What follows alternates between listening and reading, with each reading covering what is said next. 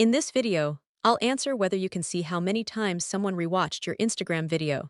The short answer is no. Instagram does not show you which specific users replayed your video or how many times an individual person watched it. However, if you have a reel or video post, you can view the total number of plays and other engagement metrics through Insights. To do this, open your reel or video post and tap View Insights. Here you'll be able to see statistics such as total plays, accounts reached, likes, comments, shares, and other engagement data. Keep in mind that while Instagram shows the total number of plays, it does not reveal who replayed the video or which users watched it multiple times.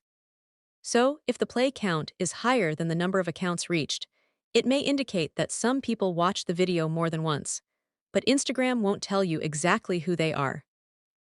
And that's everything you need to know about Instagram video rewatches.